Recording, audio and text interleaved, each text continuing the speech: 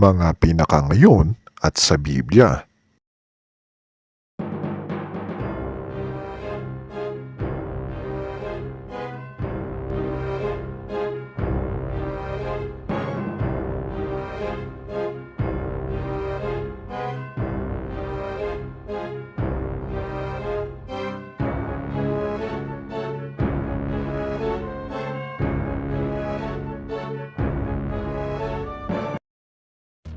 Yo, what's up mga kayakat? Sa videong ito ay ating makikita ang mga pinaka sa panahon natin ngayon at sa Biblia. Pero bago natin ipagpatuloy ang videong ito, ay kung hindi ka pa nakakapag-subscribe sa aking channel, ay maaaring maglaan ka muna ng konting oras mo para pindutin ang subscribe button. At ganoon na rin ang notification bell para lagi kang updated sa mga videong i-upload ko.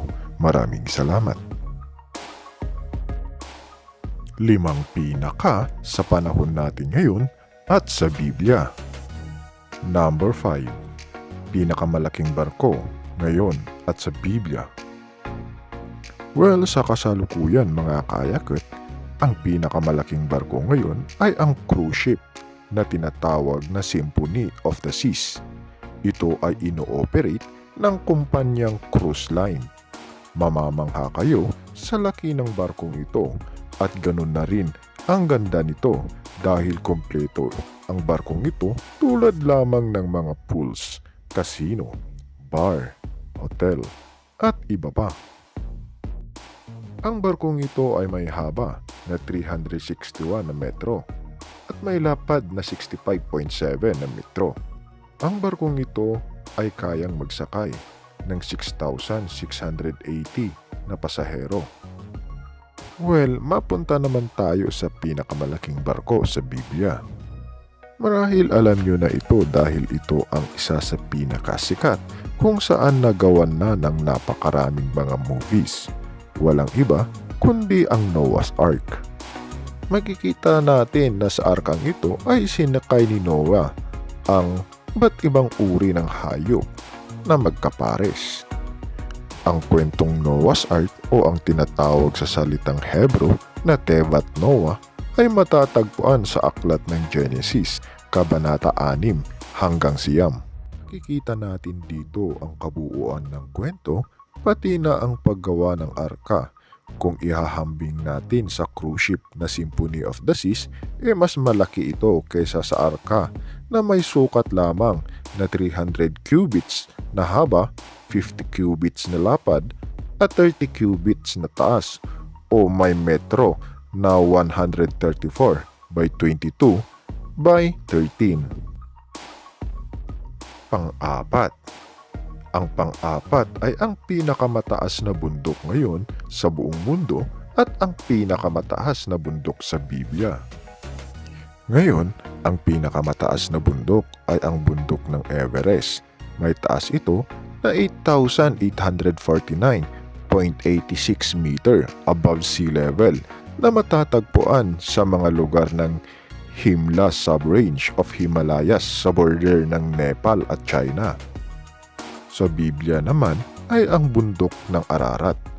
Bakit pumasok ito sa listahan ng pinakamataas na bundok sa Biblia? Well, pinaniniwalaan na ang bundok Ararat ang pinakamataas na bundok na naitala sa Biblia sa kadahilan ng dito sumadsad ang Noah's Ark noong unti-unti nang bumababa ang tubig pagkatapos ng baha. Number 3. Pinakamatalino ngayon sa mundo at ang pinakamarunong sa Biblia. Ayon sa Wikipedia, sa kasalukuyan ay ang pinakamatalino sa mundo ay si Christopher Langan. Siya ay ipinanganak noong March 25, 1952 sa San Francisco, California. Ayon sa pag-aaral, naitala na siya ang pinakamay mataas na IQ ayon sa kanilang pag-e-examine. Ang kanyang IQ ay na-estimate na nasa 195 hanggang 210. Samantalang sa Biblia, ang pinakamarunong na tao ay walang iba kundi si Haring Solomon. Ang kanyang buhay ay naitala sa mga aklat ng 2 Samuel, 1 Kings at sa 2 Chronicles. Alam niyo ba na ang ibig sabihin ng kanyang pangalan ay peaceful at friend of God? Naitala siya bilang pinakamarunong na tao sa buong mundo dahil sa biniyayaan siya ng Panginoong Diyos ng karunungan. Dahil sa kanyang karunungang taglay ay kumalat ito sa buong mundo at ito ay hinangaan ng mga iba't ibang kaharian.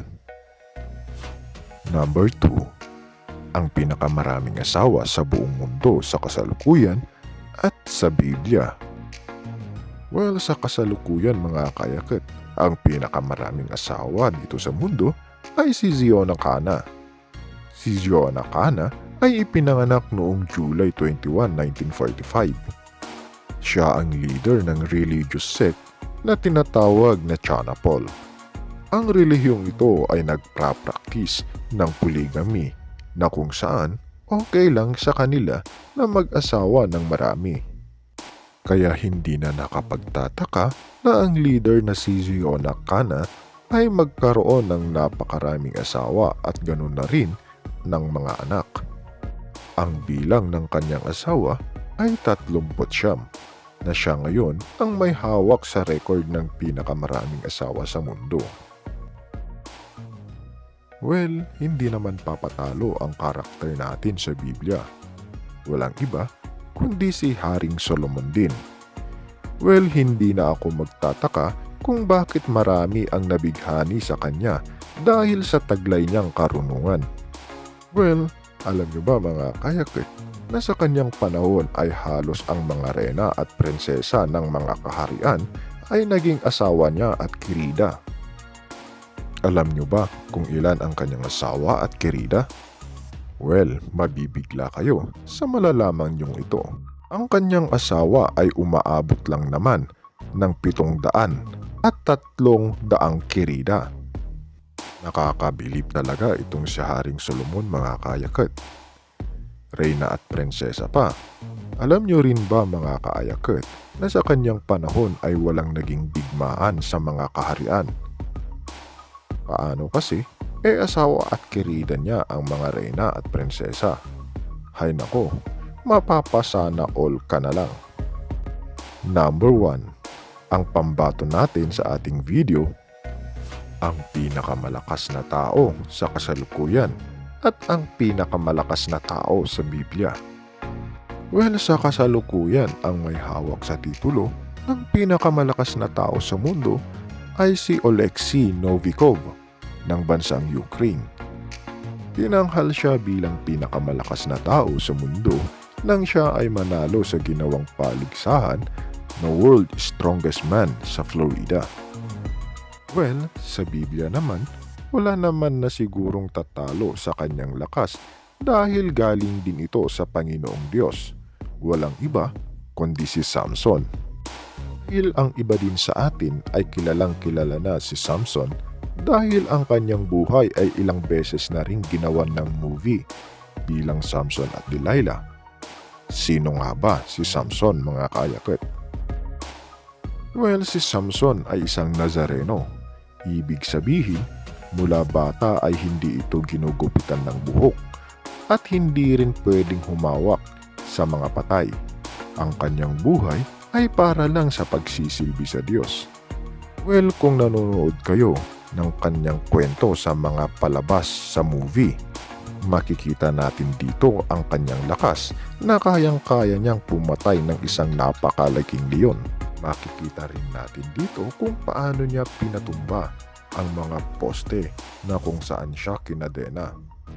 Dahil dyan, ang mga gusali ay gumuho. Ang kanyang kwento ay naitala sa aklat ng Judges, chapter 13 hanggang 16. At yan mga kayakit ang pinaka sa kasalukuyan at sa Biblia. Abangan po ang part 2. Shoutout po kina Teacher Shi na siyang nagbigay ng ideya sa videong ito. Maaaring bisitahan nyo rin ang kanyang channel na magbibigay ng good vibes sa ating lahat. Maraming salamat po at God bless.